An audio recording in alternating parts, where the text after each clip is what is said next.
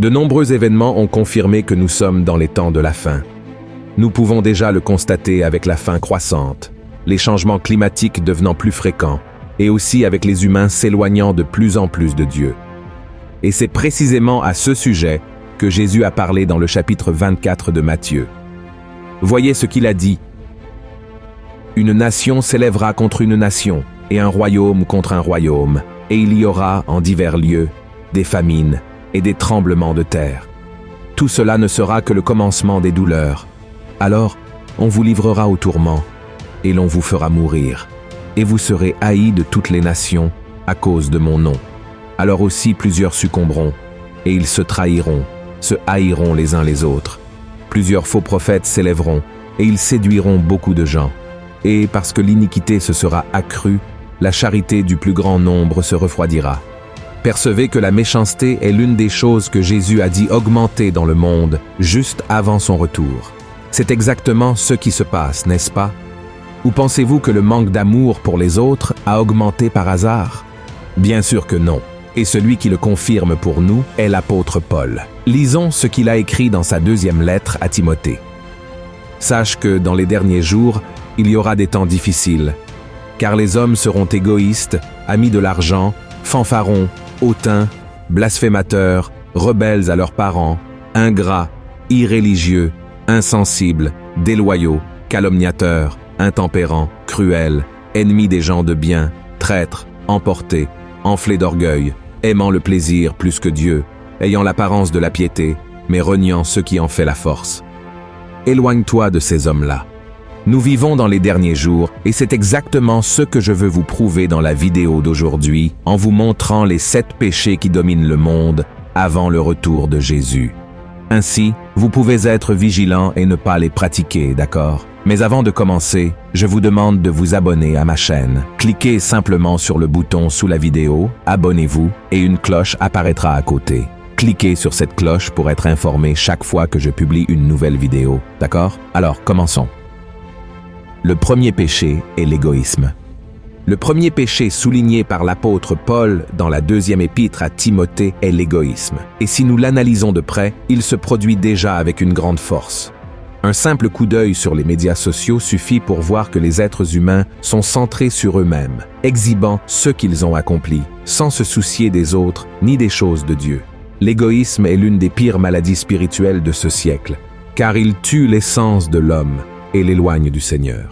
Il va à l'encontre des principaux commandements de Jésus, qui sont d'aimer Dieu de tout son cœur et son prochain comme soi-même.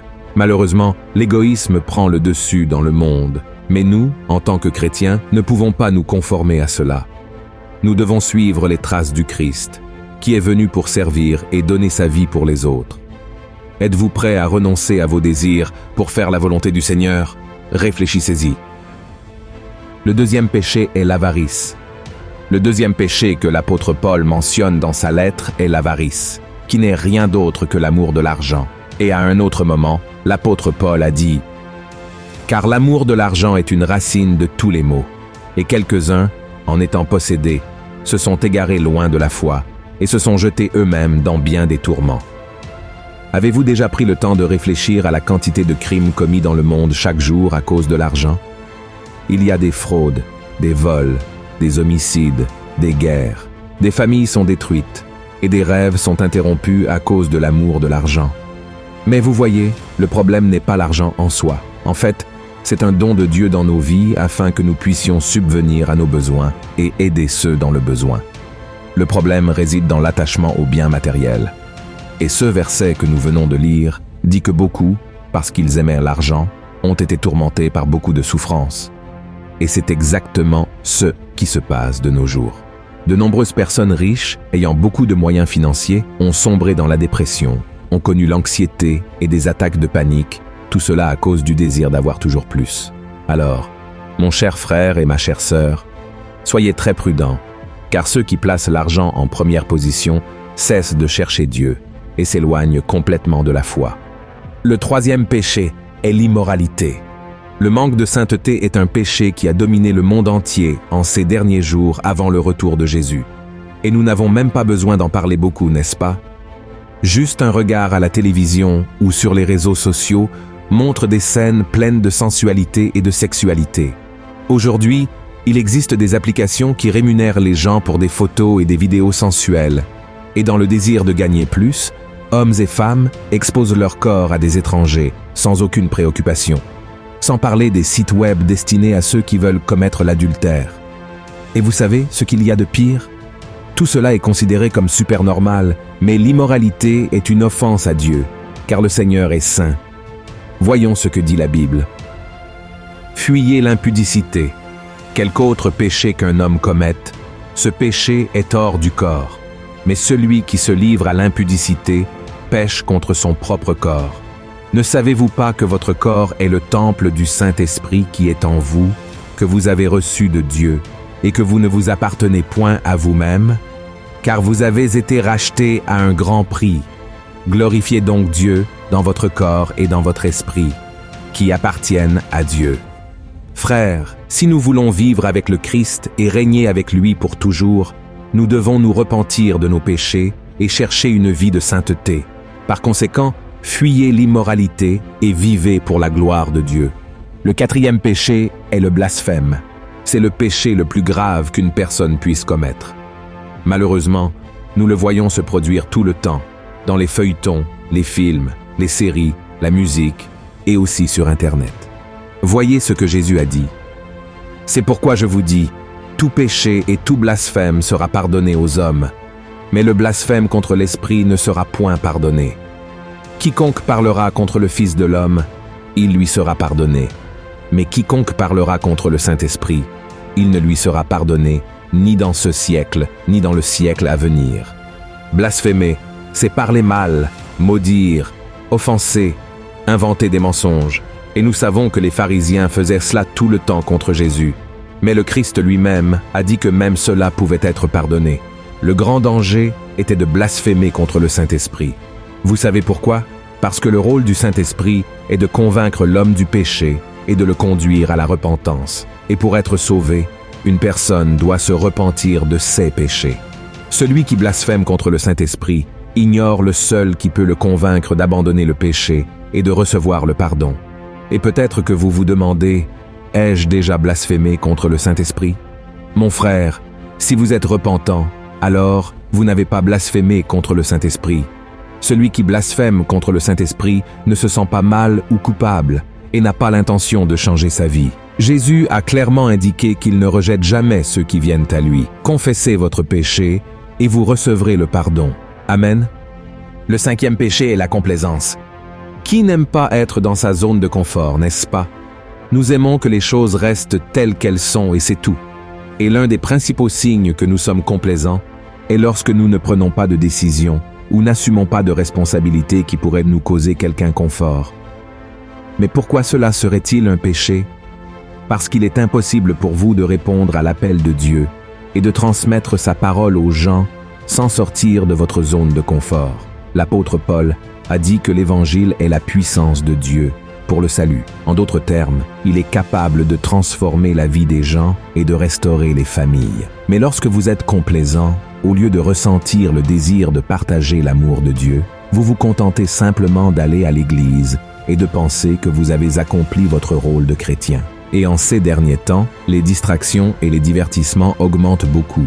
Les gens passent des heures, des jours et des semaines à regarder des séries télévisées, à écouter de la musique, à jouer à des jeux vidéo, à traîner avec des amis, sans même réaliser que Jésus pourrait revenir à n'importe quel moment. Par conséquent, la meilleure façon de surmonter le péché de la complaisance est de lutter contre votre chair et de vous unir à des personnes qui marchent avec Dieu. Amen.